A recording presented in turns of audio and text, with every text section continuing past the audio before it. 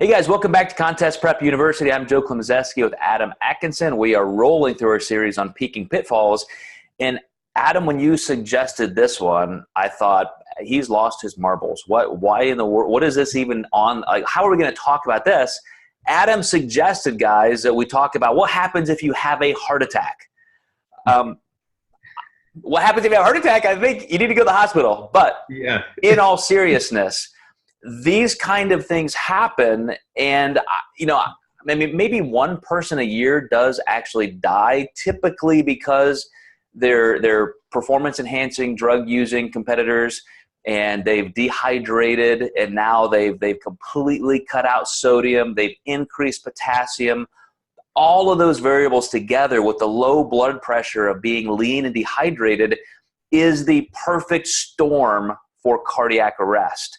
And that's why this is the condition for that. So number one, if you are somebody who's going to dehydrate, if you are somebody who's going to just drop your sodium down to nothing, and you are somebody who's going to increase potassium, just know right up front that you are putting yourself in the position to have a legit heart attack and die.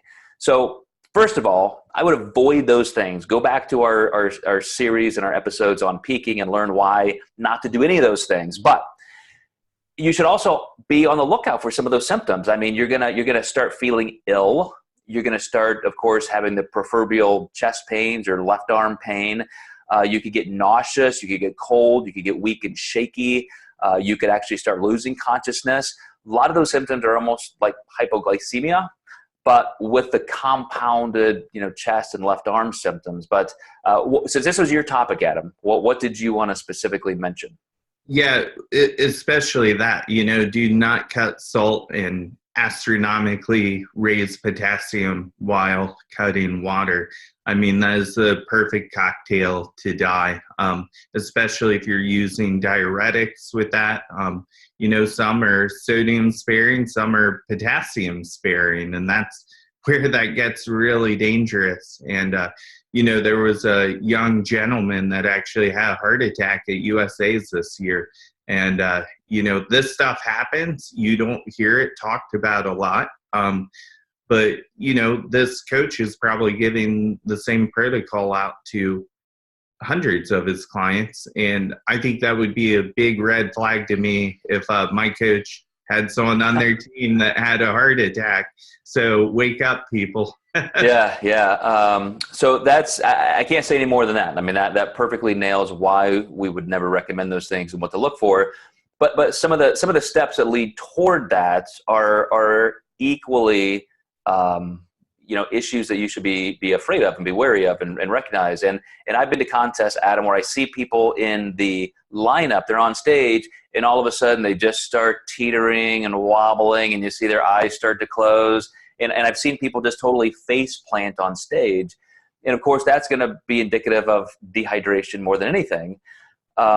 If you start feeling anything like that, even if your coach is still back in the 1930s and telling you to dehydrate, don't drink water, don't have sodium, if you are feeling those kind of symptoms, you have to break from that person and realize that they probably not only don't know what they're doing, but your literal life and health and maybe even your teeth are on the line.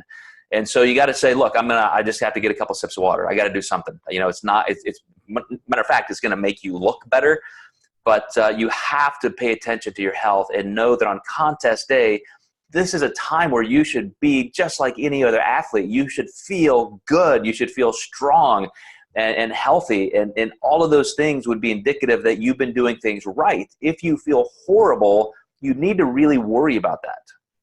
Right.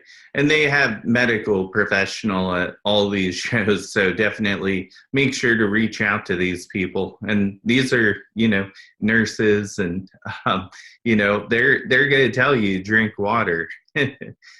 Yeah. Hopefully they do. That would be great if every promoter made sure they had somebody like that on the premise. But all right, guys, stay tuned. We're going to talk about one or two more things as we finish up this episode, or I should say this series on peaking pitfalls. So we will see you next time in Contest Prep U.